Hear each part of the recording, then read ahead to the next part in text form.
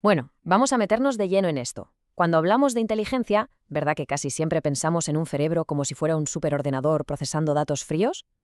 Pues a ver, la realidad, y lo que hace verdaderamente fascinante cómo aprendemos, es que nuestra inteligencia es profundamente relacional. No somos calculadoras andantes, nuestra mente se basa en conectar con otros y en la solidaridad. Así que en esta explicación vamos a desmenuzar cómo nuestro pensamiento está atado a la creatividad y cómo usamos esa mente relacional para resolver algo tan complicado como un conflicto social. Vamos a ello. Para que no nos perdamos y, sobre todo, para facilitar el estudio de cara a cualquier evaluación, seguiremos esta hoja de ruta. Primero hablaremos del sujeto y el pensamiento. Luego definiremos bien qué es la creatividad y sus modelos principales. Pasaremos a la anatomía del conflicto social, la mediación pacífica, y terminaremos con un resumen perfecto para consolidar todo. Empezamos por el principio, el sujeto y el pensamiento. Históricamente, la psicología veía el pensamiento como algo aislado, como si estuviéramos en una burbuja analizando un objeto. Pero hoy en día el foco es otro. El protagonista absoluto es la persona concreta, el sujeto humano. Un ser libre, con dignidad inalienable, que no puede ser tratado como un simple dato de laboratorio. Y aquí viene la palabra clave. Somos seres en relación. Poseemos lo que los griegos llamaban logos, que es una palabra fantástica porque significa tanto razón como palabra compartida. Es decir, literalmente, no pensamos ni aprendemos en el vacío. Siempre lo hacemos en un contexto social, interactuando con los demás. Y fíjate, esto explica perfectamente por qué no somos máquinas. Si comparamos la inteligencia artificial con la nuestra, está claro que la máquina nos gana por goleada acumulando y almacenando información. No hay color. Pero la mente humana tiene dos ases en la manga. Primero, una conectividad responsable. No solo cruzamos datos, compartimos normas, valores y fines éticos. Y segundo, la solidaridad. El conocimiento verdadero no busca solo el éxito de uno mismo, sino el bien común. Esta es la brújula que realmente hace avanzar a las comunidades. Una vez claro que nuestra mente es relacional, pasamos al segundo punto. La naturaleza de la creatividad. Vamos a ver cómo esta mente conectada genera ideas nuevas. Ojo a esta definición, porque es de esas que caen en examen sí o sí y hay que tenerla clarísima. Solemos pensar que ser creativo es simplemente hacer algo súper raro o extravagante, ¿verdad? Pues no. Científicamente, el consenso nos dice que la creatividad es la capacidad de generar una idea o producto que cumpla dos reglas sagradas. Tiene que ser algo novedoso, por supuesto, pero al mismo tiempo tiene que ser apropiado, útil o valioso. Si solo es nuevo pero no sirve para absolutamente nada, no es creatividad completa, es solo novedad. Aquí es donde Kaufman y Begueto lo clavan con su modelo de las 4C. Antes, la psicología solo distinguía entre la C minúscula, que es tu creatividad del día a día, y la C mayúscula, que es la genialidad nivel Einstein o Picasso. Pero estos autores añadieron dos piezas vitales. La mini C, que es esa creatividad que usamos en el proceso de aprendizaje, fundamental para entender cómo los niños descubren el mundo, y la Pro C, que representa esa progresión cuando ya tienes nivel profesional y experiencia. Esto es genial porque saca la creatividad de ese mito del genio solitario y nos la trae al aula y al trabajo de cada día. Entramos en la tercera sección, modelos y teorías creativas. Vamos a profundizar en las estructuras mentales de la inteligencia. Si observamos los tres grandes dominios que propone Cropley, hay uno en el que quiero que nos centremos de cara a la psicología del aprendizaje, la orientación creativa. ¿Por qué es tan importante? Piensa en los niños. No tiene mucho sentido evaluar sus productos finales de la misma forma que haríamos con un adulto, básicamente porque ellos no controlan sus recursos ni sus tiempos. Lo fundamental en la etapa infantil es valorar y fomentar esa disposición, esa actitud orientada hacia la creatividad.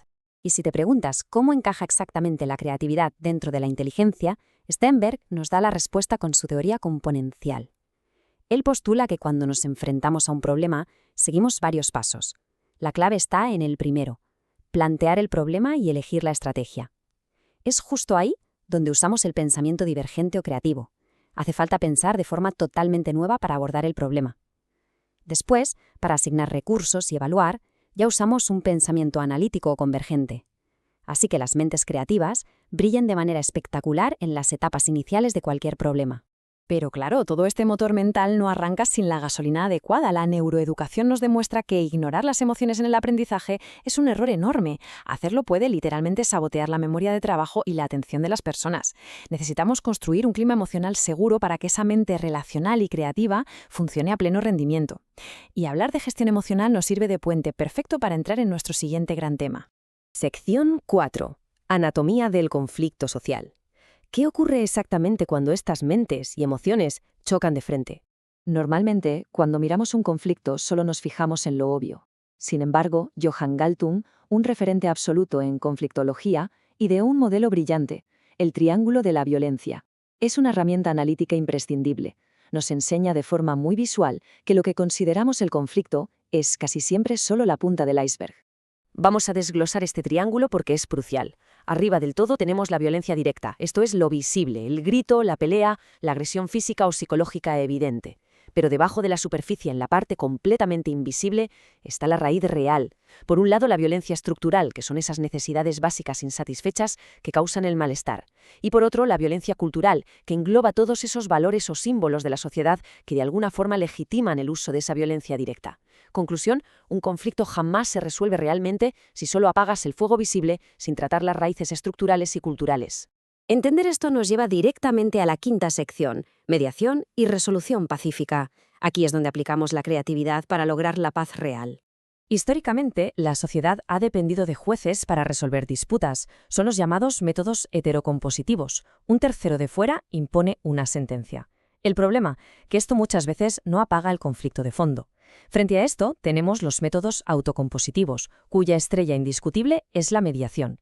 Aquí, el principio es la voluntad.